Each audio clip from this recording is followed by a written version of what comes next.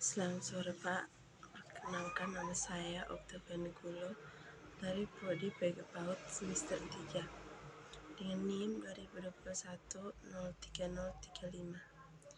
Saya akan mengimplementasikan tentang teori kognitif Ausubel. Menurut Ausubel, belajar kognitif memandang belajar sebagai proses pemfungsian unsur-unsur kognisi, terutama unsur pikiran, untuk dapat mengenal dan memahami stimulus yang datang dari luar. Aktivitas belajar pada diri manusia ditekankan pada proses internal berpikir, yakni proses pengolahan informasi. Menurut Ausubel, bahan pelajaran yang dipelajari haruslah bermakna, artinya bahan pelajaran itu harus cocok dengan kemampuan anak dan harus relevan dengan struktur kognitif yang dimiliki siswa. Oleh karena itu, pelajaran harus dikaitkan dengan konsep-konsep yang sudah dimiliki siswa, sehingga konsep-konsep baru tersebut benar-benar terserap olehnya. Menurut Ausubel, ada dua jenis belajar. 1. Belajar bermakna.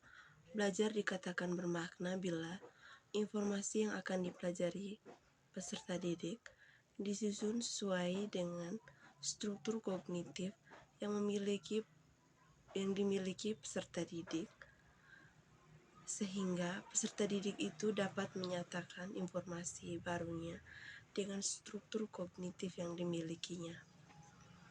2. Belajar menghafal. Bila struktur kognitif yang cocok dengan fenomena baru itu belum ada, maka informasi baru tersebut akan terlambat. Dalam kaitannya dengan tipe belajar, Ausubel mengemukakan 4 tipe belajar, yaitu belajar dengan penemuan yang bermakna. Informasi yang dipelajari ditentukan secara bebas oleh peserta didik. Peserta didik itu kemudian menghubungkan pengetahuan yang baru itu dengan struktur kognitif yang dimiliki. 2. Belajar dengan penemuan tidak bermakna. Informasi yang dipelajari ditentukan secara bebas oleh peserta didik, kemudian menghafalnya. Misalnya, peserta didik menemukan sifat-sifat belajar singkat tanpa bekal pengetahuan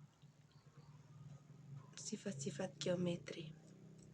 3. Belajar menerima yang bermakna. Bahan informasi yang telah tersusun secara logis disajikan kepada peserta didik dalam bentuk final atau akhir. Peserta didik kemudian menghubungkan pengetahuan yang baru itu dengan struktur kognitif yang dimiliki. 4. Belajar menerima yang tidak bermakna. Dari setiap tipe bahan yang disajikan kepada peserta didik dalam bentuk final,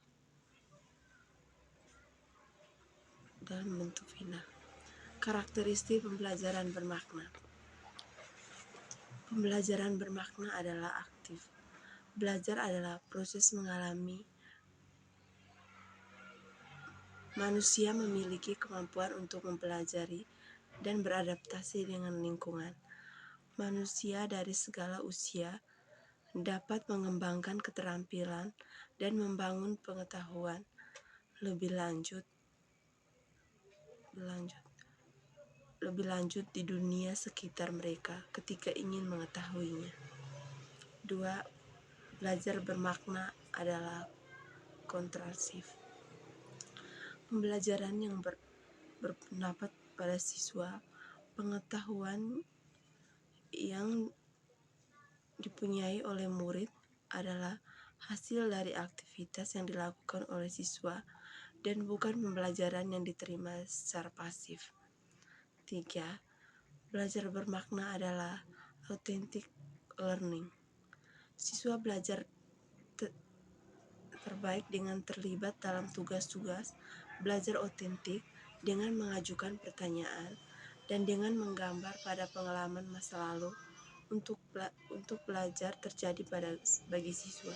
Itu harus dilakukan dengan cara dan tempat yang relevan dengan nyata kehidupan mereka. 4. Belajar bermakna merupakan aspek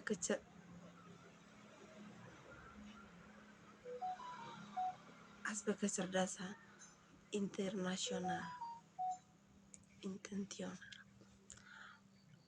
Semua perilaku manusia diarahkan untuk mencapai tujuan, artinya segala sesuatu yang kita lakukan adalah dimaksudkan untuk memenuhi tujuan tertentu. Terima kasih.